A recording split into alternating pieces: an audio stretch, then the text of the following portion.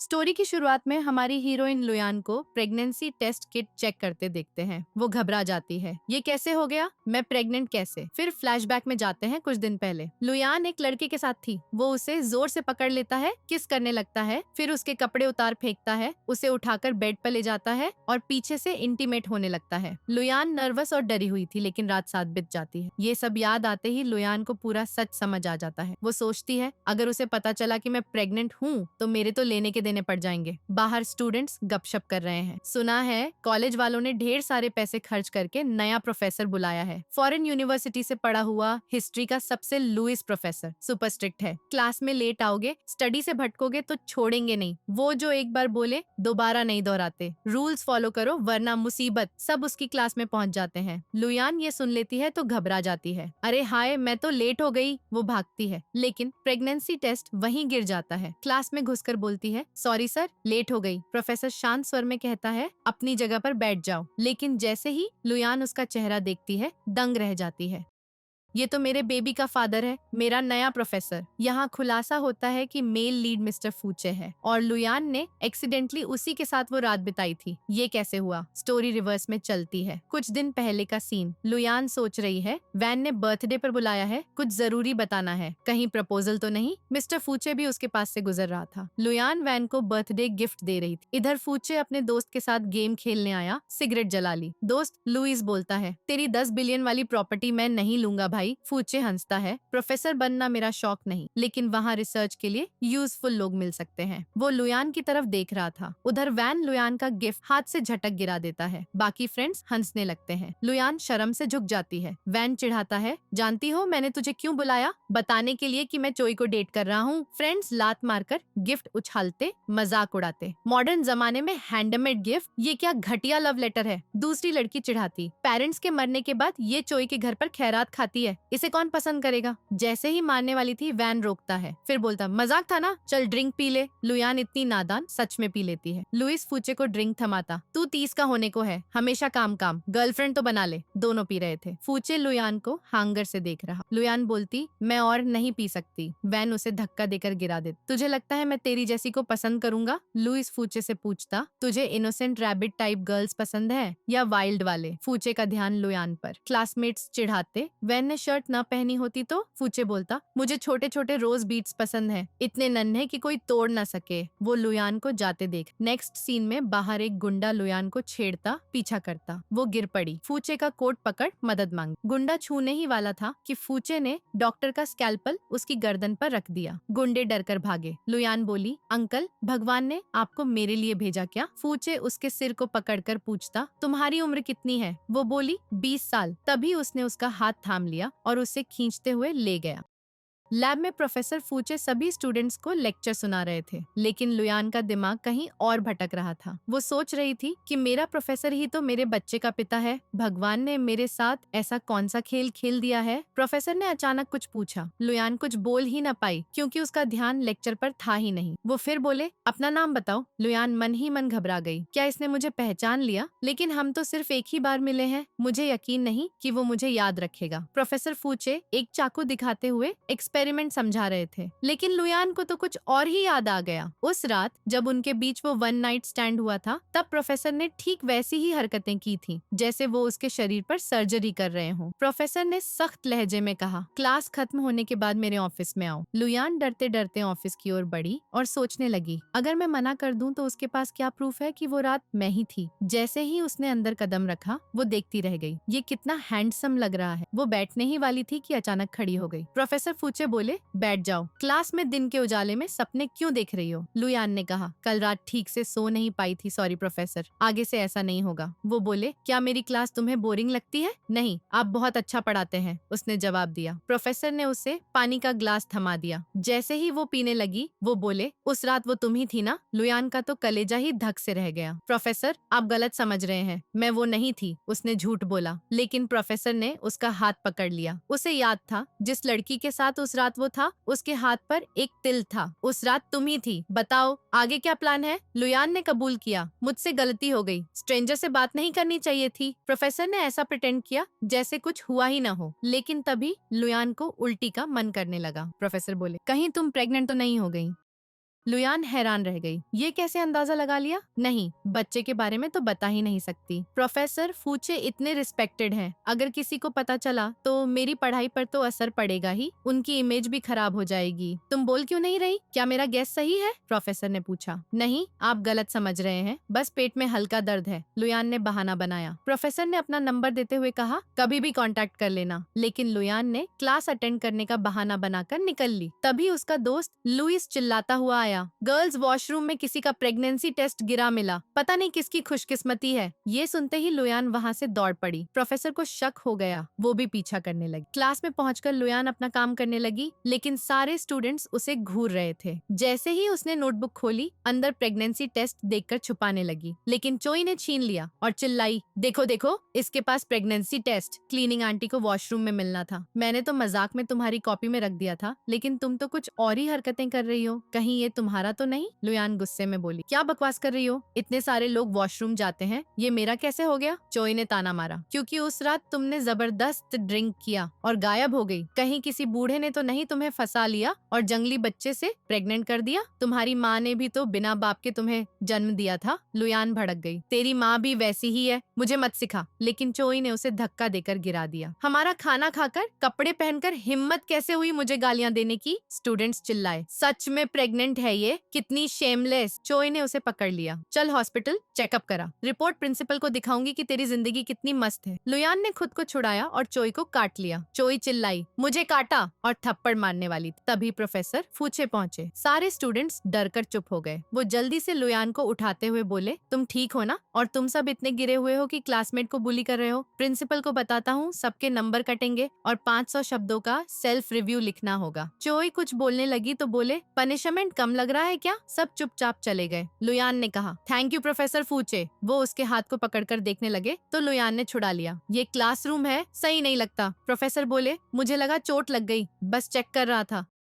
तुम इतनी तेज भागी थी। एक बात और, उस रात के लिए सॉरी, मैं नशे में था, कंट्रोल खो बैठा। लुयान ने कहा, कोई बात नहीं प्रोफेसर, उस रात गलती सिर्फ तुम्हारी नहीं मेरी भी थी। प्रोफेसर फूचे ने कहा, नहीं, मैं तुमसे बड़ा हूँ, मुझे खुद पर काबू रखना चाहिए था। लेकिन एक बात कंफर्म करनी है, वो प्रेगनेंसी टेस्ट तुम्हारा था? लुयान कुछ बोल न पाई। प्रोफेसर बोले, अगर तुम सच में प्रेग्नेंट हो तो मैं तुम्हारा फैसला मानूंगा। अगर अबॉर्शन कराना चाहती हो तो हॉस्पिटल चलूंगा तुम्हारे साथ, लेकिन अगर बच्चे को जन्म देना चाहती हो तो पिता की सारी जिम्मेदारी निभाने को तैयार हूँ। लुयान सोचने लगी, प्रोफेसर फूचे कितने नेक दिल हैं, लेकिन मैं अपनी प्रेगनेंसी खुद मैनेज कर लूंगी। तुम गलत समझ रहे हो, उसने कहा, वो मेरा नहीं है, न ही मैं प्रेग्नेंट हूँ। उस रात जो हुआ वो महज हादसा था, तुम भी भूल जाओ, जैसे कुछ हुआ ही न हो, किसी को मत बताना। प्रोफेसर कुछ कहने लगे, लेकिन लुयान बहाना बनाकर वहाँ से खिसक ली। प्रोफेसर सोचने लगे, जब मैंने उसका हाथ पकड़ा था तो पल्स चेक करने पर लगा जैसे प्रेग्नेंट वाली फीलिंग है। इधर लुयान बॉयफ्रेंड के बहाने हॉस्पिटल पहुंची। वहां नवजात बच्चे और उनकी माओ को देखकर उसके ममता भरे जज्बात जाग उठे। तभी फोन आया, कहाँ हो, घर लौट आओ। इधर चोई अपनी माँ पिता से बड़बड़ा रही थी, उस लड़की की वजह से प्रोफेसर ने मुझे सजा दी। उसके माता पिता बोले, हमने गाँव वालों से बात कर ली, उसकी शादी वहीं कर देंगे। जैसे ही लुयान घर पहुंची, चोई की माँ बोली, तुम्हारी कजिन ने बताया, गलती हो गई थी, लेकिन हम फैमिली है ना, नफरत मत करना। लुयान को शक हुआ, ये आंटी अंकल अचानक इतने स्वीट कैसे हो गए? चोई बोली, मेरी गलती थी, चलो डिनर पे ले चलूं। वो सब उसे घसीटते हुए ले गए। रेस्टोरेंट में एक हांग नाम का लड़का उसे घूर रहा था। लुयान को अजीब लगा तो पूछा, ये कौन है? आंटी अंकल बोले, दूर का रिश्तेदार, खाने पर आया है। वो डिशेस ऑर्डर करने के बहाने सटने लगे और फुसफुसाए, चोई तुमने कमाल कर दिया, गाँव वाले लड़के से शादी कराकर उससे छुटकारा पा लेंगे। फिर वो चुपके से निकल गए। लुयान उठकर भागने लगी। हांग ने पकड़ लिया, कहाँ जा रही हो?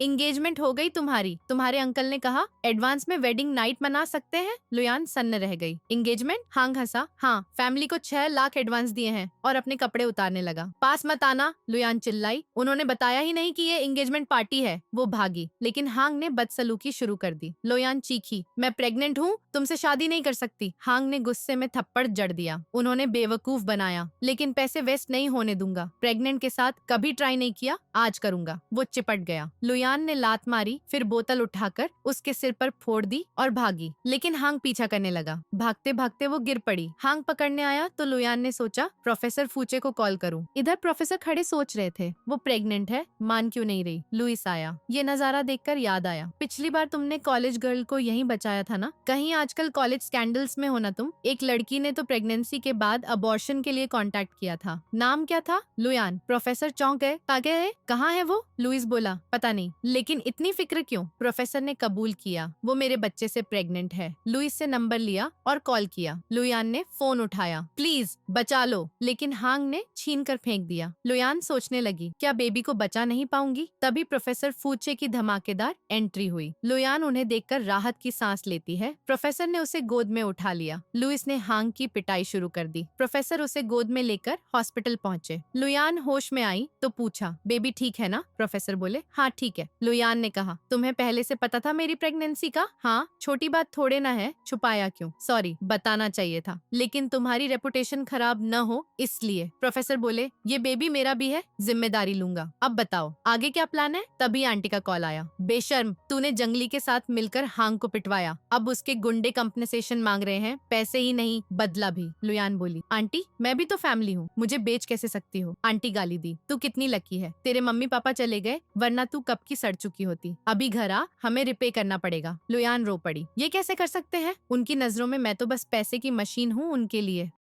मिस्टर फूचे पूछते हैं, घर में क्या हो गया तुम्हारे? वो मन ही मन सोचती है कि ये लोग मेरी फैमिली बनने लायक ही नहीं है। फिर वो कहती है, प्रोफेसर फूचे, क्या मैं इस बच्चे को रख सकती हूँ? पूरी दुनिया में तो यही मेरा एकमात्र परिवार है। वो जवाब देते हैं, नहीं, ये तुम्हारा घर है ना, तो चलो शादी ही कर लेते हैं। वो हंसकर कहती है, शादी? प्रोफेसर फूचे, मजाक मत कीजिए। वो गंभीर होकर कहते हैं, मैं पूरी तरह सीरियस हूँ। फिर दोबारा अपना परिचय देते हुए बोलते हैं, मेरे अंदर कोई बुरी आदतें नहीं है, घर है, गाड़ी है, तो क्या तुम मुझसे शादी करोगी? हम एक नई फैमिली शुरू करेंगे। वो कुछ बोल नहीं पाती। वो समझाते हैं, मैं तुम्हारी हालत अच्छे से समझ सकता हूँ, तुम अभी कॉलेज की स्टूडेंट हो, शादी, प्रेगनेंसी, ये सब तुम्हारे लिए भारी बोझ बन गया होगा, लेकिन फिक्र मत करो, तुम कॉलेज से थोड़ा ब्रेक ले लो, डिलीवरी के बाद पढ़ाई दोबारा शुरू कर देना। तब तक मैं हस्बैंड और पिता की सारी जिम्मेदारियां निभाऊंगा, बच्चे का पूरा ख्याल रखूंगा, तुम्हारी स्टडी पर कोई असर नहीं पड़ेगा, ऊपर से होमवर्क में भी मदद करूंगा। भले ही मैं तुमसे उम्र में बड़ा हूँ, लेकिन ये इतना बुरा भी नहीं, मुझे तुमसे पहले ही डायमंड मिल गया। वो हंस पड़ती है और कहती है, मैं तैयार हूँ। अगले सीन में दोनों सर्टिफिकेट लेने जाते हैं। वो पूछती है, क्या तुम्हारी पहले कभी शादी हुई है? वो हैरान होकर कहते हैं, ऐसा क्यों पूछ रही हो? वो बताती है, तुम्हें तो यहाँ के प्रोसेस से पूरे वाकिफ लगते हो। वो सफाई देते हैं, मैं यहाँ के स्टाफ को जानता हूँ और ये मेरी पहली शादी है। वहाँ की लेडी बताती है, ये जेंटलमैन तो पहले अविवाहित थे। सुबह मैंने 1 घंटे जिस लड़के से बात की थी वो तुम ही थे ना? सोचा नहीं था कि लड़का शादी के लिए इतना सीरियस हो सकता है। फिर उसे कहती है, तुम्हारा हस्बैंड तुम्हारी इतनी फिक्र करता है। सर्टिफिकेट मिलने के बाद मिस्टर फूचे मैरिज सर्टिफिकेट की फोटो खींचते हैं और कहते हैं, मैं अपने पेरेंट्स को गुड न्यूज भेज रहा हूँ, वो अभी विदेश में है, इसलिए अभी नहीं आ सकते। वो चिंतित होकर कहती है, हमने इतनी जल्दबाजी में शादी कर ली, कहीं तुम्हारे माता पिता मुझे पसंद ना कर। वो आश्वासन देते हैं, चिंता मत करो, मेरे पेरेंट्स को तुम बहुत भजाओगी। फिर उसे घर ले आते हैं और कहते हैं, ये घर मैंने खास तौर पर तुम्हारे लिए खरीदा है, उम्मीद है तुम और बच्चा यहाँ आराम से रहोगे। अब ये हमारा घर है, पसंद आया? वो खुश होकर कहती है, हमारा घर, थैंक यू। प्रोफेसर फूचे अपनी पेट पर हाथ रखकर सोचती है, बेबी तुम्हारे डैडी तो बेहद केयरिंग और नेकदिल है, तुम आगे खुश रहोगे। मिस्टर फूचे कहते हैं, घर का फर्नीचर अभी पूरा नहीं हुआ, क्रेडिट कार्ड निकाल कर देते हैं, इससे जो मन करे खरीद लो। वो मना करती है, नहीं प्रोफेसर फूचे, मेरे पास अपने पैसे हैं, मैं पार्ट टाइम जॉब करती हूँ, कम कमाती हूँ, लेकिन बच्चे और मेरे खर्चे निकालने के लिए काफी है। वो जोर देते हैं, मैं तुम्हारा हस्बैंड हूँ, तुम्हारा ख्याल रखना मेरी जिम्मेदारी है, अब तुम्हें अकेले बच्चे की चिंता करने की जरूरत नहीं। फिर भी कार्ड थमा देते हैं। वो कहते हैं, कल जाकर कॉलेज हॉस्टल से छुट्टी ले आना और सारा सामान यहाँ ले आना। वो हिचकिचाती है, हम साथ रहेंगे, मैं अभी इसके लिए तैयार नहीं। वो समझाते हैं, तुम प्रेग्नेंट हो, वहाँ रहना सही नहीं, वहाँ मैं तुम्हारा ध्यान कैसे रखूंगा। वो कहती है, प्लीज इस रिलेशनशिप को प्राइवेट रख। वो पूछते हैं, मुझसे शादी करना इतनी शर्म की बात है क्या? वो सफाई देती है, नहीं, बस मुझे तनाव हो रहा है, तुम इतने शानदार हो, डर लगता है लोग मेरे बारे में गॉसिप करेंगे और तुम्हें तुम्हें परेशानी होगी। वो कहते हैं ऐसी बेकार बातें मत सोचो, हर किसी में कुछ न कुछ खासियत होती है, हम सब बराबर हैं। वो उसे छूने लगते हैं लेकिन वो पीछे हट जाती है। वो फिर कहते हैं मैं समझता हूँ, मैं तुम्हारा प्रोफेसर हूँ, मेरी पहचान के हिसाब से ये थोड़ा अजीब लगता है। चलो अभी रिलेशनशिप को सीक्रेट रखते हैं, लेकिन हॉस्टल से हमारे घर आ जाओ। अगले सीन में वो हॉस्टल से छुट्टी के लिए टीचर के पास पेपर लेकर जाती है। टीचर मना करता है, ये स्टूडेंट्स की सेफ्टी के लिए है, मैं एप्लीकेशन अप्रूव नहीं कर सकता। तुम अचानक कहीं जा रही हो, कहीं वो अफवाहें सच तो नहीं? सुना है तुम बूढ़ों से फ्लर्ट करती हो, कौन है तुम्हारा शुगर डैडी? कॉलेज में तुम्हारी जैसी बेशर्म कैसे? वो गुस्से में कहती है, तुम टीचर होकर बिना प्रूफ के अफवाहों पर यकीन कर रहे हो, मुझे बेइज्जत नहीं कर सकते। टीचर धमकाता है, मुझसे ऐसे बोलोगी? लगता है पढ़ाई पर ध्यान नहीं, पेरेंट्स को बुलाओ। तभी प्रोफेसर फूचे आ जाते हैं। मैंने सुना तुम उसके पेरेंट्स को बुला रहे हो, खुद एप्लीकेशन पर साइन कर देते हैं। मैंने साइन कर दिया, कोई प्रॉब्लम हो तो मैं जिम्मेदारी लूंगा। कुछ पूछना है तो बताओ। टीचर चुप हो जाता है। प्रोफेसर कहते हैं मैंने तुम्हारी बातें सुनी, टीचर होकर झूठी अफवाहों पर भरोसा, लगता है जॉब प्यारी नहीं। टीचर माफी मांगता है, सॉरी प्रोफेसर, आगे ध्यान रखूंगा। फिर मिस्टर फूचे उसे पकड़कर ले जाते हैं। अगले सीन में वो सोचती है प्रोफेसर फूचे को चिंता हो रही होगी कि कहीं मैं असहज न महसूस करूं, मुझे भी उनके लिए कुछ स्पेशल करना चाहिए। उसके रूम में फल का बास्केट लेकर आती है, लेकिन वहाँ टेबल पर प्रेगनेंसी बुक पड़ी देखती है। सोचती है प्रोफेसर फूचे ये सब पढ़ते हैं। तभी दरवाजा खुलता है और प्रोफेसर फूचे अंदर आते हैं। वो बेड पर उल्टे लेटी हुई थी, जल्दी से ब्लैंकेट से खुद को ढक लेती है, लेकिन उसके पैर नजर आ जाते हैं। वो शर्मा जाती है। प्रोफेसर ब्लैंकेट हटाते हैं और कहते हैं इतनी रात हो गई, तुम अभी तक जागी हुई हो? वो शर्माते हुए कहती है, सॉरी प्रोफेसर फूचे, मैं तो बस आपको फ्रूट्स देने आई थी। ये बुक देखी, आप इसे पढ़ रहे थे? वो मुस्कुराते हुए बताते हैं अपनी जानकारी बढ़ाने के लिए, आखिर पहली बार पिता बन रहा हूँ ना। वो उत्सुक होकर पूछती है, क्या पढ़ रहे थे? मुझे भी दिखाओ, कहाँ तक पहुँचे? वो कहते हैं चैप्टर 6 खत्म किया, चैप्टर 7 पर हूँ। वो चैप्टर 7 खोलकर पढ़ती है। प्रेगनेंसी में ज्यादा फिजिकल टच से बचें। दोनों असहज हो जाते हैं। वो शर्माकर भाग जाती है। प्रोफेसर फूचे मुस्कुराते रह जाते हैं। अगले सीन में प्रोफेसर उसे शॉपिंग पर ले जाते हैं। कल स्कूल की एनिवर्सरी है, इसलिए तुम्हें ड्रेस दिलवाने लाया, साथ ही बेबी के लिए भी कुछ सामान ले लेंगे। वो कहती है इसकी कोई जरूरत नहीं थी, मैं तो कुछ भी पहन लेती। वो जोर देते हैं, तुम मेरी वाइफ हो, कैजुअल कपड़े कैसे चलेंगे? चुनो कौन सी पसंद आई? वो हिचकिचाते हुए कहती है ये तो बहुत महंगी लग रही है। वो हंसकर कहते हैं हस्बैंड इसीलिए कमाते हैं ताकि वाइफ शॉपिंग कर सके, कंजूसी मत करो, तुम कपड़े चुनो, मैं फोन अटेंड करके आता हूँ। वो एक ड्रेस को हैंगर से देखने लगती है। सेल्स गर्ल कहती है आपकी चॉइस कमाल की है, ये हमारे स्टोर की लेटेस्ट कलेक्शन है, आपको परफेक्ट सूट करेगी। वो मना करती है, नहीं बस देख रही थी। सेल्स जोर देती है, ट्राई करके देखो ना, शायद पसंद आ जाए।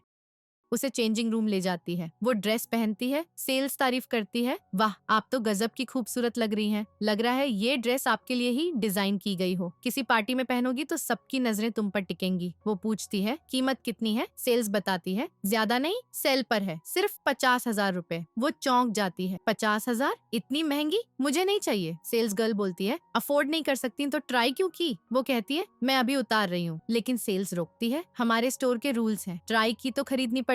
वो आश्चर्य से कहती है ऐसे रूल्स? ये जबरदस्ती बिक्री है? सेल्स तर्क देती है हमारी हर चीज लग्जरी है, ट्राई करने से खराब हो जाती है, कम से कम 10,000 देने ही पड़ेंगे। वो गुस्से में कहती है ट्राई करने पर 10,000? ये क्या नियम है? सेल्स गर्ल कहती है हाँ इंटरनेशनल ब्रांड्स हैं, तुम्हारी जैसे गरीबों के लिए नहीं, आगे से लग्जरी स्टोर में घुसना मत। वो जिद करती है पैसे नहीं दूंगी, ये गैर कानूनी है। सेल्स धमकाती है दोगी तो अभी सिक्योरिटी बुलाती हूँ। उसे खींचने लगती है, ड्रेस फट जाती है। वो धक्का मार देती है। तभी प्रोफेसर फूचे आकर उसे संभाल लेते हैं और जल्दी जैकेट ओढ़ा देते हैं। सेल्स पर भड़कते हैं, तुम कस्टमर्स को ऐसे बर्ताव करती हो। सेल्स हंसती है, तुम भी इसके साथ ही हो, गरीब ही निकले। मैनेजर आता है। सेल्स शिकायत करती है सर इसने हमारी महंगी ड्रेस खराब कर दी, पैसे नहीं दे रही। मैनेजर जैसे ही प्रोफेसर फूचे को देखता है उसके चेहरे के रंग उड़ जाते हैं। वो कहती है ये जबरदस्ती बेच रही थी, खींचा जिससे फट गई। सेल्स चिल्लाती है तुम जैसे गरीब अफोर्ड नहीं कर सकते तो आते क्यों हो? प्रोफेसर गुस्से से घूरते हैं। मैनेजर सेल्स को जोरदार थप्पड़ मारकर भगाता है। अंधी हो क्या, ये हमारे स्टोर के सबसे बड़े कस्टमर हैं। उसे फायर कर देता है। प्रोफेसर से माफी मांगता है, सॉरी सर, एम्प्लॉय की गलती। वो सोचती है ये इतने बड़े क्लाइंट कैसे? प्रोफेसर कहते हैं मेरी वाइफ के साथ बुरा बर्ताव हुआ, वाइफ से माफी मांगो। मैनेजर उसे धमकाता है, जल्दी माफी मांगो। सेल्स घुटनों पर आती है, सॉरी मिसेज फूचे, मैं अंधी थी, आपको पहचान नहीं पाई, प्लीज फायर मत करवाइए। वो प्रोफेसर का हाथ पकड़ लेती है। प्रोफेसर कहते हैं इस बार माफ, लेकिन अगली बार याद रखना कस्टमर गरीब हो या अमीर, भेदभाव मत करना, कम से कम सम्मान तो दो। मैनेजर तारीफ करता है, सर आप बहुत दयालु हैं, आप स्टोर से कुछ भी खरीदो 50% डिस्काउंट। वो कहती है, ये सब महंगा है, हम नहीं खरीदेंगे।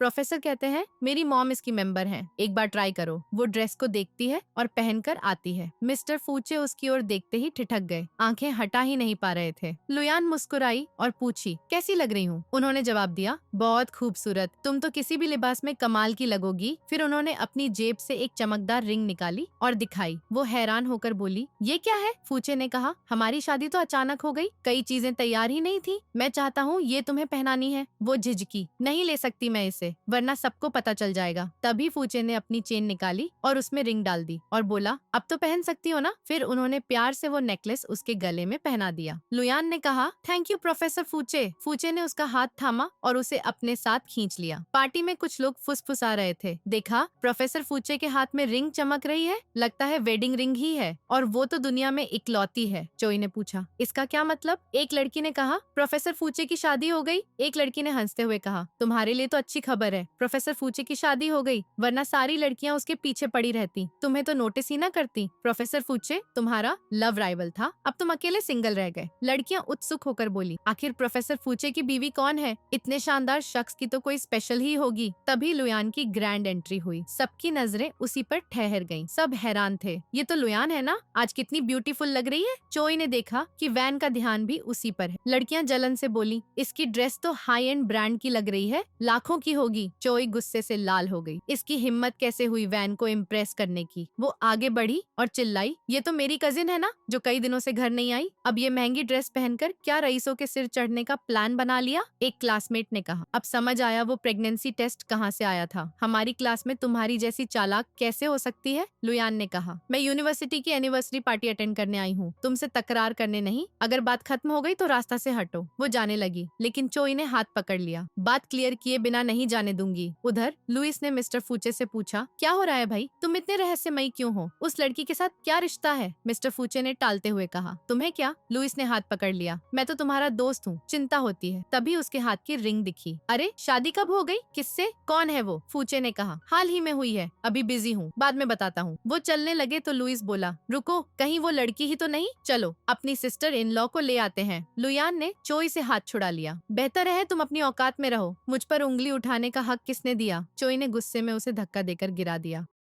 आज हमारी यूनिवर्सिटी की सालगिरह है, तुम्हारे जैसे लो लेवल की यहाँ हिम्मत कैसे हुई, जो किसी को भी फंसाने को तैयार हो? पहले प्रोफेसर फूचे ने बचाया था, लेकिन अब कोई सेवियर नहीं, टीचर्स की ओर से मैं ही तुझे सबक सिखाऊंगी। क्लासमेट ने उसके गले की रिंग देखी, ये तो वैसी ही है जैसी प्रोफेसर फूचे के पास, कहीं वो उनकी वाइफ तो नहीं? चोई हंस पड़ी, असंभव, प्रोफेसर फूचे ऐसी घटिया लड़की को कैसे पसंद करेंगे? लुयान ने जल्दी से रिंग छिपाने की कोशिश, लेकिन चोई ने नेकलेस छीन लिया। तुम कितनी बेशर्म हो, प्रोफेसर फूचे का सहारा ले रही हो। उन्होंने अभी वाइफ की पहचान नहीं बताई तो तुमने नकली रिंग बनवा ली ताकि सब सोचे तुम ही हो। क्लासमेट्स बोले, हद कर दी इसने, प्रोफेसर को भी नहीं बख्शा, बाहर से सीधी सादी, अंदर से कितनी चालू। वैन ने कहा, सचमुच शेमलेस हो तुम। चोई बोली, प्रोफेसर फूचे नेक इंसान है, इसलिए उनका फायदा उठा रही हो। लुयान खड़ी हुई, सही कहा, ये रिंग नकली है, लौटा दो। चोई ने चिल्लाया, सुना, खुद मान रही है नकली है। फिर रिंग फेंक दी जमीन पर। लुयान उठाने गई तो चोई ने उसके हाथ पर पैर रख दिया।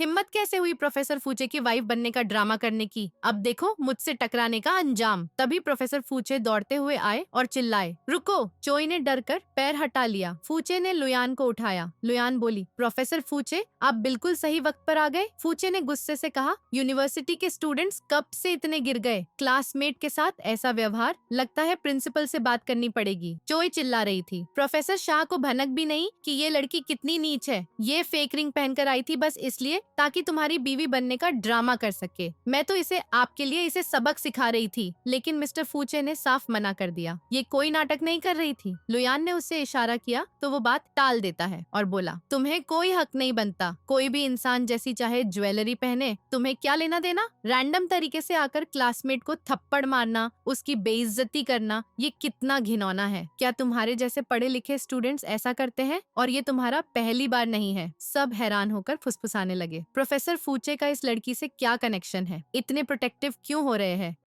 कहीं रिंग तो रियल नहीं है? क्या इस लड़की ने प्रोफेसर फूचे को भी फंसाया है? चोई सोचने लगी, ये कैसे पॉसिबल? प्रोफेसर फूचे जैसा स्मार्ट, हैंडसम और हॉट लड़का इस सिंपल गर्ल को पसंद करे? निश्चित ही फूचे को इस पर तरस आ गया होगा, इसलिए हेल्प करने आया। मिस्टर फूचे ने सख्त लहजे में कहा, तुम सब ओपनली क्लासमेट को बुली कर रहे हो, ये स्कूल के सख्त नियमों के खिलाफ है, अब सबको पनिशमेंट मिलेगा। फिर वो लुयान को इशारा करता है, मैं तुम्हारा ट्रीटमेंट कराने ले चलता हूँ। लुयान बोली, थैंक यू प्रोफेसर। फूचे ने लुइस से कहा, लुइस आगे का तुम संभाल लेना। चोई चिल्लाई, प्रोफेसर फूचे, लेकिन लुइस ने बीच में टोक दिया, तुम लोगों ने नहीं सुना, सबको पनिशमेंट मिलेगी। नेक्स्ट सीन में लुयान उदास होकर पूछती है, प्रोफेसर फूचे, क्या मैं सच में इतनी बेकार हूँ? वो जवाब देता है, ऐसा क्यों सोच रही हो? लुयान बोली, मैं हमारी वेडिंग रिंग भी नहीं बचा पाई। फूचे उसके घायले हाथ पर मरहम लगाने लगता है, तो क्या अगर रिंग टूट गई? मैं नया दिला दूंगा। सबसे जरूरी तुम्हारी सेफ्टी है, आगे से ऐसी सिचुएशन में खुद को पहले बचाना, समझी? लुयान चिंतित होकर बोली, पर आज की घटना का तुम पर नेगेटिव असर तो नहीं पड़ेगा? मिस्टर फूचे ने कहा, वो लोग तो रूमर्स फैलाते ही रहेंगे, ऐसे लोग सिर्फ एक तरफ की स्टोरी सुनकर मजा लेते हैं। लोग तो ऐसे ही होते हैं, अपनी मर्जी से कहानियां गढ़ लेते हैं, लेकिन इसका मतलब ये नहीं कि हम उनकी बातों को दिल पर लगाएं। फूचे मन ही मन सोचता है, काश मैं तुमसे पहले मिला होता। लुयान प्रोफेसर फूचे को करीब से घूरने लगी, जैसे ही वो फेस घुमाता उनके चेहरे बेहद पास आ जाते। वो पूछता है, क्या हुआ? लुयान झटके से खड़ी हो जाती है, कुछ नहीं, मुझे जल्दी सोना है, कल क्लास है ना, और बाय कहकर भाग जाती है। अगले सीन में लुयान सोच रही है, प्रोफेसर फूचे सुबह से मीटिंग में व्यस्त है, ब्रेकफास्ट भी ना खाया, मैं उसके लिए लंच लेकर जा रही हूँ, उम्मीद है पसंद आए। लुइस प्रोफेसर फूचे से कह रहा था, तुम दोनों एक दूसरे को इतने दिनों से जानते हो, क्या सच में रिस्पॉन्सिबिलिटी की वजह से शादी की? फूचे हाँ कहता है। लुयान सुन लेती है और सोचती है, मतलब बच्चे की जिम्मेदारी के लिए मुझसे शादी की। उदास होकर लंच बॉक्स लेकर वापस लौट जाती है।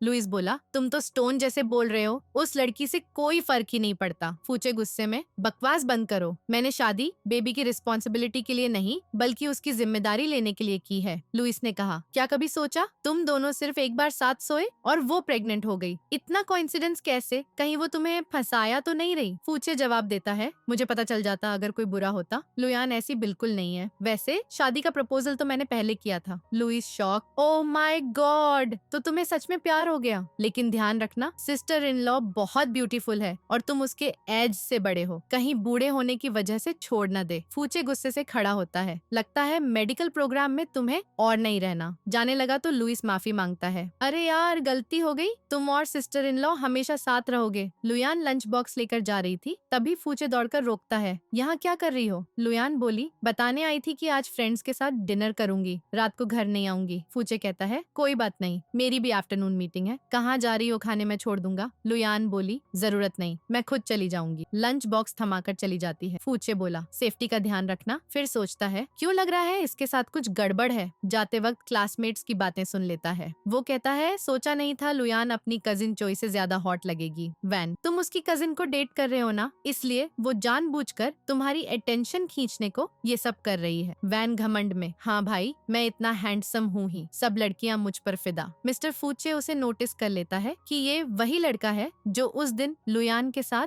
बार में था। मन ही मन सोचने लगता है, क्या लुयान अभी भी उसे पसंद करती है? जैसे ही लुयान घर पहुंचती है, वो उससे बात करने वाला होता है, लेकिन वो कहती है कि मैं बहुत थक गई हूँ और सीधे कमरे में चली जाती है। दरवाजा बंद करके अकेले बैठी सोचने लगती है, सॉरी, तुम बहुत अच्छे हो, अगर मैं तुम्हारे करीब आ गई तो अनजाने में ही सही तुमसे प्यार हो जाएगा।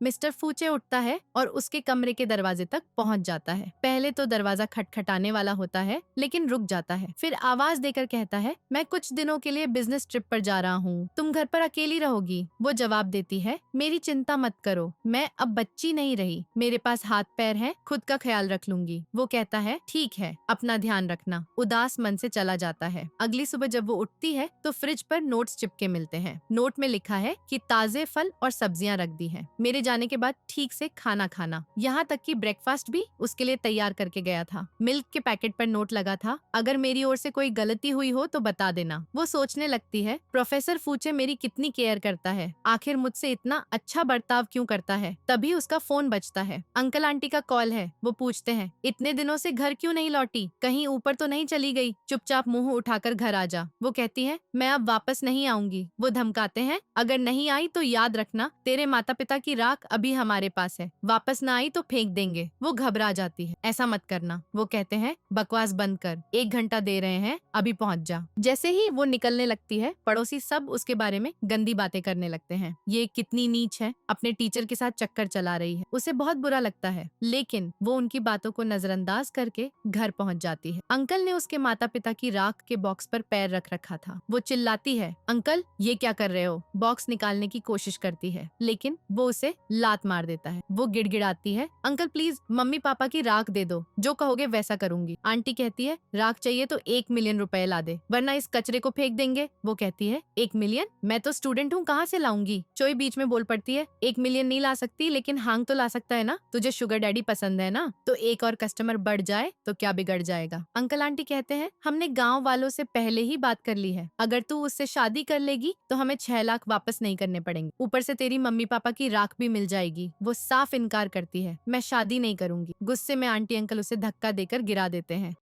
तभी उनकी नजर उसकी प्रेगनेंसी रिपोर्ट पर पड़ जाती है। अच्छा, इसलिए इतने दिनों से घर नहीं आ रही थी और गांव से शादी भी टाल रही है। तेरे पेट में किसी और का बच्चा है, पता नहीं कितनों के साथ घूमती होगी। हमें तो इसे घर में रखना ही नहीं चाहिए था। अभी स्टडी कर रही है, स्कूल में है, तब भी प्रेग्नेंट हो गई। शर्म की कोई चीज ही नहीं बची। चोई चिल्लाती है, मतलब स्कूल में मिला वो प्रेगनेंसी टेस्ट तेरा ही था। वो रिपोर्ट छीन लेती है। आंटी चिल्ला चिल्ला कर पढ़ रही थी, 20 साल की उम्र में प्रेग्नेंट होकर आ गई, हमारी फैमिली की बेइज्जती करा दी। अगर पहले पता होता तो सीधे माउंटेन पर फेंक देते और शादी करा देते। इधर मिस्टर फूचे उसे कॉल कर रहा था, लेकिन फोन नहीं लग रहा। वो कहता है, मुझे इमरजेंसी है, मीटिंग कैंसिल करके भागता है। वो फूट फूट कर रोते हुए कहती है, जब से मैं यहाँ आई हूँ तुमने हमेशा मुझे ही ब्लेम किया। मुझे इसलिए अडॉप्ट किया क्योंकि मम्मी पापा के एक्सीडेंट का कंपनसेशन लेना था। अब वो पैसे खत्म हो गए तो गाँव से शादी करा रहे हो ताकि वहाँ से कुछ और कमाई हो जाए। आंटी ताना मारती है, जैसे तेरे माँ बाप जल्दी मर गए वैसे तू भी जल्दी चली जा। वो चीखती है, मम्मी की राख वापस कर दो, अब मेरा तुमसे कोई लेना देना नहीं। लेकिन वो लोग राख उसके मुंह पर फेंक देते हैं और मारते हैं। 6 लाख लाके दे कहीं से भी। गुस्से में वो चाकू उठा लेती है और अंकल को मार देती है। सब चिल्लाते हैं, पागल हो गई है? वो कहती है, हाँ सही कहा, पागल हो गई हूँ। काश तीनों का काम तमाम कर पाती। लुयान चाकू उठाकर वार करने वाली होती है, तभी राख के ढेर में मम्मी की फोटो गिर जाती है। वो चाकू फेंक कर फोटो उठाने लगती है। मम्मी मैं आपको घर ले चलती हूँ। राख का बॉक्स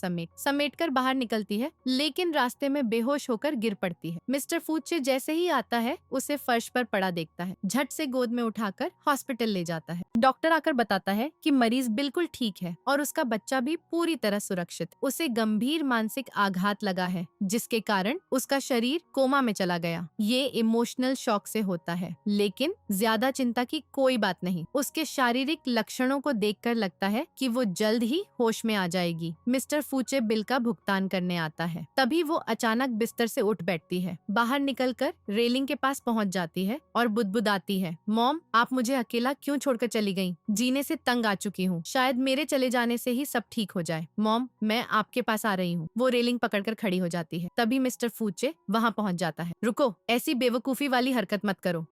वो चिल्लाती है, पास मत आना। वो कहता है, मेरी बात तो सुनो, खुद को कंट्रोल करो। वो रोते हुए कहती है, प्रोफेसर फूचे मैं अब और बर्दाश्त नहीं कर सकती। वो समझाता है, अपने बारे में सोचो, मेरे बारे में सोचो और हमारे बच्चे के बारे में। अब तक जो भी लोगों ने तुम्हें दुख दिया, जो भी चीजें तकलीफ देती हैं, उनसे छुटकारा पा सकती हो। हम नई जिंदगी शुरू कर सकते हैं बेहतर तरीके से। धीरे धीरे आगे बढ़कर उसे अपनी बाहों में कसकर भर लेता है। उसे होश आता है तो वो पूछती है, क्या सच में मैं ऐसा कर पाऊंगी? वो आश्वासन देता है, हाँ बिल्कुल। रोड के किनारे वाली वो छोटी छोटी घासें दिखती कमजोर है ना, लेकिन इतनी मजबूत होती हैं कि कभी हार नहीं मानती। तुम अपनी जिंदगी खुद संवार सकती हो। भूलना मत, अपनी कहानी की तुम ही मुख्य किरदार है और मैं हमेशा तुम्हारे साथ रहूंगा। वो भी उसे गले लगा लेती है। अगले सीन में वो कहता है, मुझे लगता है हमें तुम्हारे अंकल आंटी से मिलना चाहिए। प्रॉब्लम से भागने की बजाय उसका सामना करना चाहिए। वो कहती है, मैं तैयार हूँ, लेकिन उनकी आदतें जानती हूँ, तुम्हारे साथ बुरा ना करें। वो उसका हाथ थामकर कहता है, चिंता मत करो, मैं हमेशा तुम्हारे साथ। फिर वो उसे वहाँ ले जाता है। वो कहती है, मैं अकेले अंदर जाऊंगी। थोड़ी देर बाद लौटकर कहती है, अब से मेरा उनसे कोई नाता नहीं। 1 मिलियन उनके वापस कर दिए, तुम्हारे 1 मिलियन भी जल्द लौटा दूंगी। वो कहता है, तुम्हें मुझे लौटाने की जरूरत नहीं, वो हम दोनों की संयुक्त संपत्ति थी। वो कहती है, सिर्फ बच्चे की वजह से मुझसे अच्छा बर्ताव मत करना, ऑफिस में सब सुन लिया था मैंने। वो स्पष्ट करता है, मैंने ये सब इसलिए किया ताकि तुम मजबूत बनो, तुम्हें किसी चीज में बांधना नहीं नहीं चाहता, ये बच्चे की जिम्मेदारी से कहीं ज्यादा है। तभी उसका मैसेज आता है। वो कहता है मेरी ग्रैंडमा और माता पिता फौरन से वापस आ गए हैं, तुमसे मिलना चाहते हैं। वो घबराती है, अगर उन्होंने मुझे पसंद ना किया तो? वो कहता है ऐसा कभी नहीं होगा। उसे कार में बिठाकर अपने घर ले जाता है।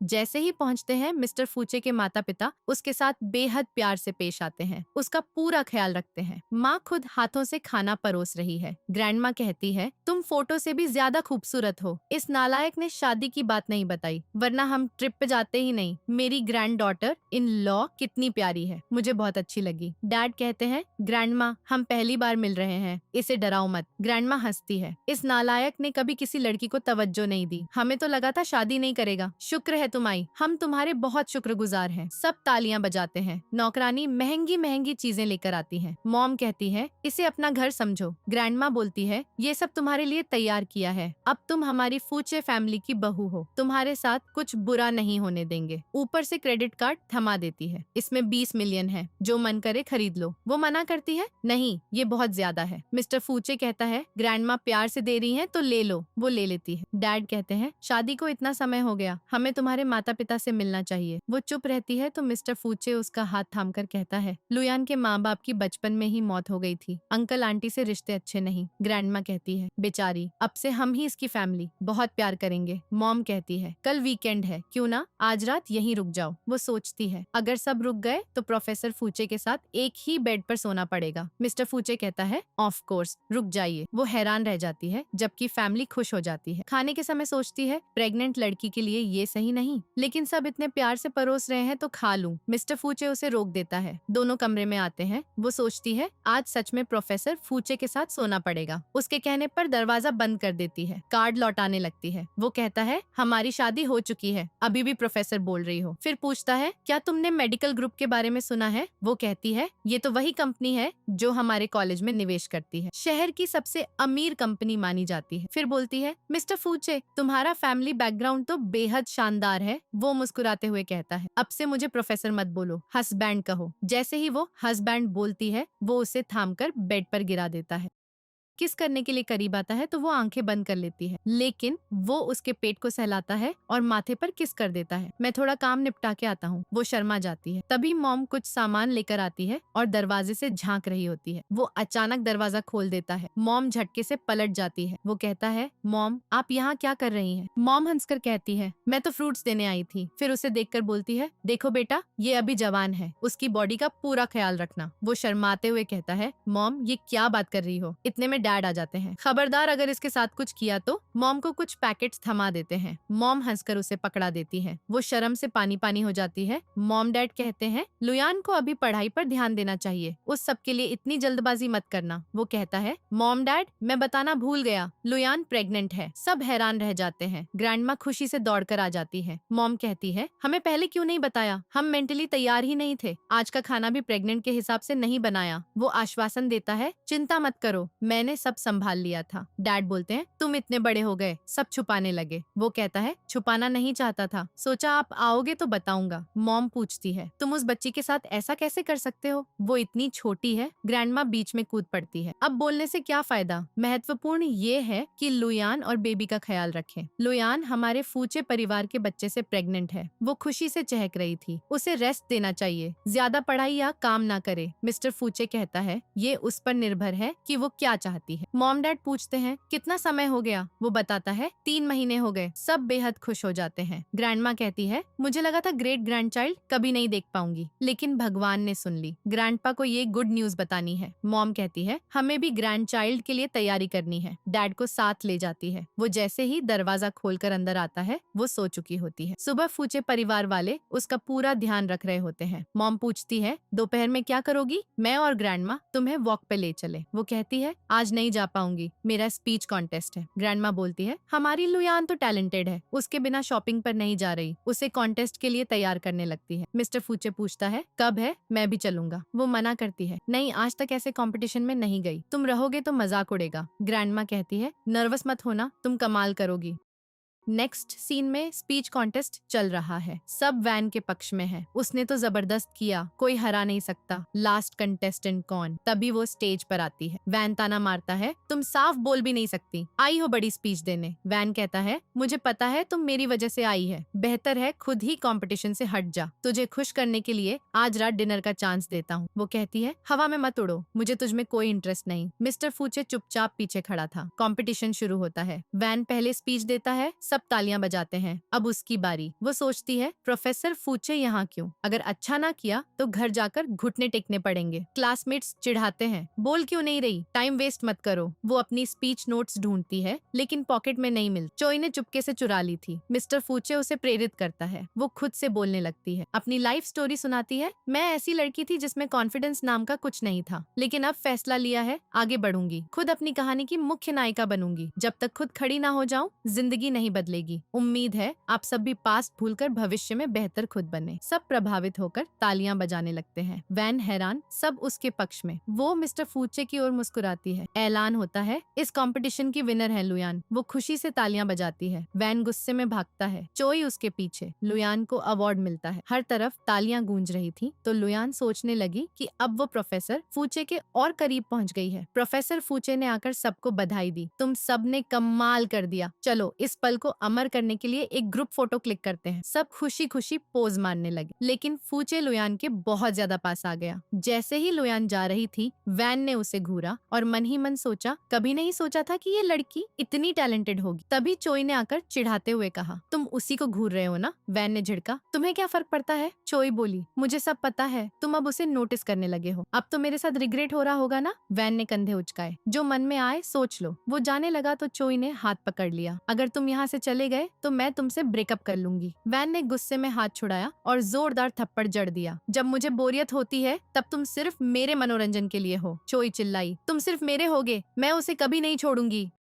इधर वैन दौड़ता हुआ लुयान के सामने आ गया और बोला, मैंने चोई से ब्रेकअप कर लिया है, लगता है हम दोनों एक दूसरे के लिए परफेक्ट हैं। पहले मैं अंधा था, चलो ट्राई तो करें। लुयान ने साफ मना किया, मैंने गेम से पहले ही बोल दिया था, तुम में मेरा कोई इंटरेस्ट नहीं है। वैन ने हंसकर कहा, वो तो तुम जलन की वजह से बोल रही थी, मैं तुम्हें एक और चांस दे रहा हूँ। लुयान भागने लगी तो वैन ने रास्ता रोका। पास खड़े लुइस ने फूचे को पुकारा, भाई वो देखो, वो सिस्टर इन लॉ है ना, पहले वो उसी लड़के को पसंद करती थी, भाई कुछ करना होगा। वो लड़का उसे भगा ले गया। फूचे फटाफट पहुंचा। वैन अभी भी बोल रहा था, दिखावा बंद करो, मुझे पता है तुम मुझे अभी भी लाइक करती हो। वो लुयान का हाथ पकड़ने ही वाला था कि फूचे ने उसे धक्का देकर दूर किया और पकड़कर ले गया। मुझे तुमसे बात करनी है। कार में ले जाकर फूचे ने पूछा, क्या तुम उसे पसंद करती हो? लुयान ने सोचा, क्या प्रोफेसर फूचे जलन महसूस कर रहे हैं? फूचे बोला, पता नहीं मुझे क्या हो रहा है, बस पागलपन सा हो रहा है, प्लीज थोड़ा समय दो, मैं उसे दूर रख दूंगा। लुयान ने कहा, तुम गलत समझ रहे हो। फिर फूचे को किस कर दिया,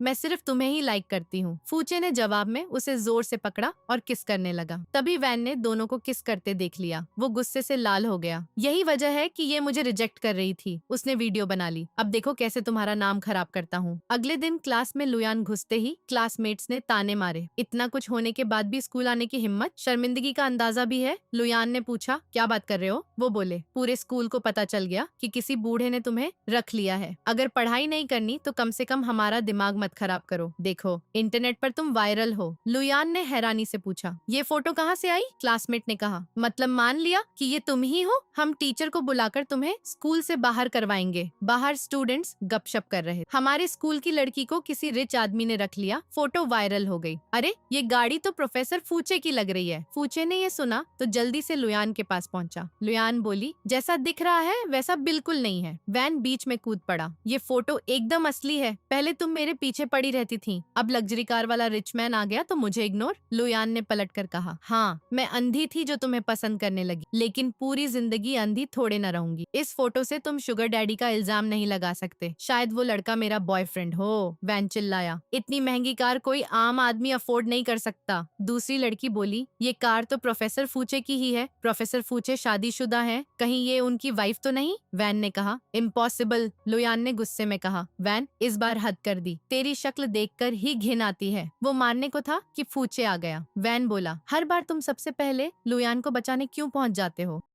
आखिर तुम दोनों का क्या रिश्ता है? फूचे ने लुयान का हाथ पकड़कर कहा, यार खुद ही बता दो ना, हमारा रिश्ता क्या है? लुयान ने जोर से कहा, प्रोफेसर फूचे और मैंने पहले ही शादी के सर्टिफिकेट ले लिए हैं। हम कपल हैं और फोटो में वो लड़का प्रोफेसर फूचे ही है। फूचे ने सबको अपनी रिंग दिखाई। सब दंग रह गए। सच में प्रोफेसर फूचे की वाइफ? वैन को अभी भी यकीन नहीं हो रहा था। प्रोफेसर फूचे ने सख्त लहजे में कहा, आगे से अफवाहों पर यकीन करके क्लासमेट्स को बकवास मत बोलना। और वैन, तुमने अपनी क्लासमेट की प्राइवेट लाइफ को सोशल मीडिया पर एक्सपोज कर दिया। ये गलत है, तुम्हें मैं सजा जरूर मिलेगी। मैं प्रिंसिपल को रिपोर्ट करूँ। वैन घबरा गया। प्रोफेसर फूचे, मेरा वो मतलब नहीं था। लेकिन फूचे ने लुयान का हाथ पकड़ा और उसे वहाँ से ले गया। सारे स्टूडेंट्स देख रहे थे। दोनों हाथ में हाथ डाले निकल रहे थे। लुयान बोली, अब हमारा रिलेशनशिप सबके सामने आ गया। फूचे ने मुस्कुराते हुए कहा, एक न एक दिन तो होना ही था। अच्छा ही हुआ, अब आगे ऐसी घटना दोबारा नहीं होगी। लुयान चिंतित हुई, कहीं इससे तुम्हारी इमेज पर बुरा असर न पड़े। फूचे ने आश्वासन दिया, हम लीगल कपल हैं, तुम्हें किसी की चिंता करने की जरूरत नहीं। लुयान ने हामी भर ली। अगले सीन में लुयान दौड़ती हुई फूचे के पास पहुंची। हस्बैंड, मुझे बहुत भूख लगी है। फूचे ने प्यार से कहा, ठीक है, मैं अभी कुछ स्पेशल बनाता हूँ। किचन में जाते हुए चाकू से उंगली कट गई। इधर लुयान ने उसके लैपटॉप में कुछ देख लिया और चिल्लाई, इसलिए तुमने मुझे चुना था? ये सब क्या है? तुम मेरी बॉडी पर रिसर्च करना चाहते थे? वो कपड़े उतार कर लगी, तुम्हें यही तो चाहिए ना? और फूट फूट कर रोने लगी। लेकिन उसने सिर्फ शुरुआती पेज पढ़े थे। जब लुयान ने आगे पढ़ा तो पता चला कि प्रोफेसर फूचे उसे सच में प्यार करना शुरू कर दिया था। फूचे उसके आंसू पोंछने लगा। लुयान ने उसकी कटी उंगली पकड़ी और चूस कर खून साफ किया। फूचे ने सलाह दी, सावधान रहना। लुयान हंस पड़ी। अगले सीन में प्रिंसिपल ने फूचे को बुलाया। प्रोफेसर, तुमने ऐसा कैसे कर लिया? अपने स्टूडेंट से शादी? फूचे ने जवाब दिया, कोई कानून नहीं है जो टीचर स्टूडेंट रोमांस को बैन करे। प्रिंसिपल बोला, मोरल्स और एथिक्स तो होते हैं। एजुकेशन वर्ल्ड में टीचर स्टूडेंट लव सबसे बड़ा टैबू है। स्टूडेंट्स को टीचर पसंद आना स्वाभाविक है, लेकिन तुम्हें सोचना चाहिए था। फूचे ने कहा, मैं समझता हूँ, लेकिन मेरी वाइफ और मैं दोनों के लिए ये सही फैसला था। हम बच्चे नहीं, अपने फैसलों की जिम्मेदारी खुद लेंगे। प्रिंसिपल चिंतित हुआ, अगर ये बाहर फैला तो स्कूल की रेपुटेशन खराब हो जाएगी। फूचे ने कहा, अगर आपको इतनी फिक्र है तो मैं रिजाइन कर देता हूँ। प्रिंसिपल गुस्से में, रिजाइन की धमकी? फूचे बोला, धमकी नहीं, आप अच्छे के लिए कह रहे हैं, लेकिन हमारा रिश्ता लीगल है, मैं जिम्मेदारी लूंगा। वो बाहर आ गया। नीचे लुयान बैठी थी। फूचे ने हाथ बढ़ाया। लुयान बोली, इससे तुम्हारी जॉब पर असर पड़ेगा। फूचे ने कहा, चिंता मत करो, सब संभाल लूंगा। हाथ पकड़कर उसे घर ले आया। इधर टीचर ने लुयान को बताया, स्कूल से कुछ स्टूडेंट्स को फॉरेन स्टडी का मौका मिला है, तुम भी सिलेक्ट हो। लुयान सोचने लगी, लेकिन मैं प्रेग्नेंट हूँ, डिलीवरी का टाइम आएगा। उसने मना कर दिया। टीचर बोली, इतना बड़ा चांस दोबारा नहीं मिलेगा, फ्यूचर ब्राइट हो जाएगा। लुयान ने कहा, मैं प्रोफेसर से शादीशुदा हूँ, बेबी आने वाला है, उन्हें अकेला नहीं छोड़ सकती। प्लीज फूचे को अभी मत बताना। टीचर ने कहा, ओके, लेकिन अपने भविष्य पर विचार कर लेना। लुयान जाते हुए सोच रही थी, बेबी क्या चुनूं? फूचे ने पूछा। टीचर से क्या बात हो रही थी? लुयान बोली, कुछ नहीं, बस स्टडी के बारे में। फूचे ने उसे असिस्टेंट प्रोफेसर से मिलवाया। अब से ये मेडिकल रिसर्च की इंचार्ज है। न्यू प्रोफेसर बोला, तुम फूचे की वाइफ हो, परफेक्ट जोड़ी हो। फूचे उसे ले गया, लेकिन न्यू प्रोफेसर मन ही मन बोला, कितनी ब्यूटीफुल लड़की है। लुयान बोली, मुझे लैब से कुछ सामान लेना है, बाद में पिक कर लेना। लैब से लौटते हुए एक स्टूडेंट ने कहा, प्रोफेसर फूचे ने बुलाया है, लैब में कुछ प्रॉब्लम है। लुयान जल्दी पहुंची, लेकिन वहाँ न्यू प्रोफेसर था। वो बोला, फूचे नहीं आएगा। लुयान पीछे हटी, लेकिन वो बदतमीजी करने लगा। तुम्हारी जैसी जवान हसीना के साथ मुझे भी मजे करने हैं, फूचे जो देता है मैं दोगुना दूंगा। वो चिपकने लगा। लुयान छुड़ाने लगी, धक्का दिया, मैं फूचे की लीगल वाइफ हूँ, लेकिन वो उसे गिरा दिया। उम्र का फर्क इतना है, वो टीचर है, उसके साथ हो सकती हो तो मेरे साथ क्यों नहीं? लुयान ने इंजेक्शन उठाया, लेकिन वो हाथ पकड़ लिया। लुयान चिल्लाई, खबरदार, अगर कुछ किया सबको पता चल जाएगा। वो हंसा, लोग एसोसिएट प्रोफेसर को मानेंगे या स्टूडेंट को? अब अपना असली रूप दिखाओ, इनोसेंट बनना बंद करो। लुयान मारकर भागी, लेकिन वो पीछा करने लगा। इधर मिस्टर फूचे हर तरफ उसकी तलाश में घूम रहा था और बाकी टीचर से पूछ रहा था कि वो कहाँ गई। एक टीचर ने बताया कि मैंने उसे लेफ्ट साइड की ओर जाते देखा था, तो वो उसी दिशा में दौड़ पड़ा। उधर वो भाग रही थी, लेकिन नया प्रोफेसर उसके पीछे चिपक गया था। बाहर से चोई ये सब देख रही थी और मन ही मन खुश हो रही थी कि ये तो परफेक्ट मौका है। नया प्रोफेसर उसे पकड़कर चिपकाने लगा। चोई ने इसी मौके का फायदा उठाया और उनकी फोटो खींच ली। फिर बोली, तुमने मुझसे वैन को छुड़ाया है ना, अब प्रोफेसर फूचे ये फोटो देखेगा तो तुम्हारा क्या होगा। वो नया प्रोफेसर बोला, तुम तो बहुत जिद्दी हो, हार मानने का नाम ही नहीं ले रही। सरेंडर कर दो एक बार, जो मांगोगी वो पूरा कर दूंगा। लुयान बोली, मुझे तुमसे कुछ नहीं चाहिए। वो बोला, प्रोफेसर फूचे में ऐसा क्या खास है, तुम उसे अलाउ करती हो लेकिन मुझे नहीं। जैसे ही वो करीब आने लगा, लुयान ने चाकू आगे कर दिया। उसकी सांसें थम सी गईं। तभी प्रोफेसर फूचे वहां पहुंच गया। वो घबराया हुआ बोला, जो बात करनी है शांति से कर लो, चाकू नीचे रख दो। लुयान बोली, तुम टीचर होकर इतनी गंदी हरकत कर बैठे, तुम तो जानवरों से भी गए गुजरे हो। प्रोफेसर फूचे गुस्से में था। वो बोला, इनोसेंट बनने का ड्रामा बंद करो। प्रोफेसर फूचे, तुम्हें लगता है मुझे नहीं पता कि तुम कितनी लड़कियों के साथ सो चुके हो। मिस्टर फूचे ने जवाब दिया, मुझे अपनी तरह कमीना मत समझो, मैं शादीशुदा आदमी हूँ। फिर उसने पुलिस बुला ली और पुलिस वाले सबको पकड़कर ले गए। मिस्टर फूचे ने लुयान से पूछा, तुम ठीक तो हो ना? वो बोली, हाँ, मैं खुद अपना बचाव कर सकती हूँ। फिर वो उसे गले लगा लेता है। उसके बाद मिस्टर फूचे उसे घर ले आया, उसका हाथ थामे बैठा और बोला, दर्द तो नहीं हो रहा ना? लुयान बोली, नहीं, मैं बिल्कुल ठीक हूँ। अब मैं पहले जैसी कमजोर नहीं रही। जो भी मुझे बुली करेगा उसे मुंह तोड़ जवाब दूंगी। मिस्टर फूचे ने सलाह दी, हाँ, अब तुम बहुत मजबूत हो गई हो। दोनों किस करने ही वाले थे कि उसका फोन बज उठा। प्रिंसिपल का कॉल था। प्रिंसिपल बोला, स्कूल की न्यूज देखी? मैंने पिछली बार ही चेतावनी दी थी, अब देखो क्या हो गया। अगर जल्दी इस मामले को सुलझा नहीं लिया तो तुम पर और तुम्हारी टीम पर बुरा असर पड़ेगा। लुयान ने पूछा, क्या हुआ? वो बोला, कुछ नहीं, प्रिंसिपल ने डॉक्यूमेंट्स के लिए कॉल किया था। फिर वो न्यूज चेक करता है। लुयान बोली, बताओ ना क्या हुआ? वो बोला, प्रॉमिस करो कि स्कूल न्यूज चेक करोगी और घर पर मेरा इंतजार करोगी। लेकिन फिर बोला, याद रखना, दूसरों की गलतियों की सजा खुद को मत देना। तुमने कोई गलती नहीं की। और चला गया। लेकिन लुयान ने फोन पर न्यूज देख ली। प्रिंसिपल मिस्टर फूचे को बता रहा था, लुयान, वो तो खुद इस मामले की विक्टिम है। प्रिंसिपल बोला, मुझे पता है उसकी कोई गलती नहीं, लेकिन मामला बहुत बढ़ गया है। लोगों की राय से स्कूल की इमेज खराब हो रही, हमें एक्शन लेना पड़ेगा। स्कूल ने फैसला किया कि लुयान को कुछ दिनों के लिए ब्रेक दिया जाएगा और तुम भी छुट्टी लो। मिस्टर फूचे बोला, ये गलत है, विक्टिम को ही सजा मिल रही। प्रिंसिपल बोला, मैं उसे बचाने के लिए कर रहा हूँ, स्कूल जल्दी जांच कर लेगा। फिर वो घर लौटा तो लुयान ड्राइंग बना रही थी। लुयान बोली, मुझे सब पता है। वो बोला, सॉरी, मैं तुम्हें प्रोटेक्ट नहीं कर पाया, इतने बड़े स्कैंडल में फंस गई, ये सब मेरी गलती है। लुयान बोली, गलती तुम्हारी नहीं, हम सब विक्टिम हैं। वो बोला, हुआ तो मेरी वजह से ही है ना। लुयान बोली, नहीं, तुमसे मिलना मेरी जिंदगी का सबसे लकी मोमेंट था। तुमने मुझे धीरे धीरे स्ट्रॉन्ग बनाया और दुनिया में नेगेटिव के अलावा पॉजिटिव देखना सिखाया। वो बोला, तुम्हारा मतलब क्या है? क्या तुम कन्फेस कर रही हो? लुयान बोली, मैं सच बोल रही हूँ, खुद को ब्लेम मत करो। बाहर वाले जो भी कहें मुझे फर्क नहीं पड़ता, सच एक ना एक दिन बाहर आ ही जाएगा। दोनों ने एक दूसरे को गले लगा लिया। नेक्स्ट सीन में लुयान अपनी ट्रॉफी को देखकर सोच रही थी, बेबी, तुम्हारी मम्मी ने पढ़ाई के लिए इतना स्ट्रगल किया, लेकिन आखिर में स्कूल से जबरन निकाल दिया। चिंता मत कर, मैं हार नहीं मानूंगी। बाहर मिस्टर फूचे खड़ा होकर सुन रहा था और बोला, मैं पक्का तुम्हें इनोसेंट साबित करूंगा। फिर कॉल करके बोला, इस मामले की पूरी जांच करो। लुयान के पैरों में क्रैम्प्स हो गए थे। मिस्टर फूचे उसे मसाज करने लगा, लेकिन लुयान को दर्द होने लगा तो बोला, तुम गुस्से में हो। उसके पेट पर सिर रखकर बोला, देखो बेबी, मम्मी बहुत गुस्से वाली है। अब डैडी के पास सिर्फ एक रास्ता है इसे शांत करने का। बेबी कह रही है कि मुझे तुम्हें किस करना पड़ेगा, तभी गुस्सा ठंडा होगा। वो किस करने को आगे बढ़ा, लेकिन लुयान ने उसे जोरदार थप्पड़ मार दिया। तुम बच्चे हो क्या? वो कुछ बोलने लगा, तभी कॉल आया। पता चला जांच पूरी हो गई और उस नए प्रोफेसर का पर्दाफाश हो गया कि वो बेहद नीच इंसान। नया प्रोफेसर शुरू से ही फीमेल स्टूडेंट्स को तंग करता आया था। उसके खिलाफ सारे प्रूफ मिल चुके थे, सबूत कोर्ट में सबमिट कर दिए गए। यहाँ तक कि 2 फिटनेस वाली लड़कियां खुद आगे आईं उसे पहचानने के लिए। अब तो वो पक्का जेल की सजा काटेगा। मिस्टर फूचे बोला, अब तुम स्कूल वापस जा सकती हो। वो उसे किस करने ही वाला था कि फिर कॉल आ गया। प्रिंसिपल का फोन था जो बता रहा था कि किसी ने उस नए प्रोफेसर के खिलाफ शिकायत दर्ज कराई है। उसने कई लड़कियों को बुली किया था। अब कंफर्म हो गया कि लुयान विक्टिम थी। चोई ने वो फोटो इंटरनेट पर पोस्ट की थी, इसलिए स्कूल ने उसे सस्पेंड किया था। अब लुयान रेगुलर क्लास अटेंड कर सकती है और स्कूल उसके साथ हुई गलती के लिए माफी मांगता है। मिस्टर फूचे बोला, अब सब सेट हो गया, अपनी पढ़ाई जारी रखो। लुयान खुश हो गई, लेकिन अचानक उसे तेज दर्द हुआ। बोली, लगता है बेबी आने वाला है। मिस्टर फूचे घबरा गया और उसे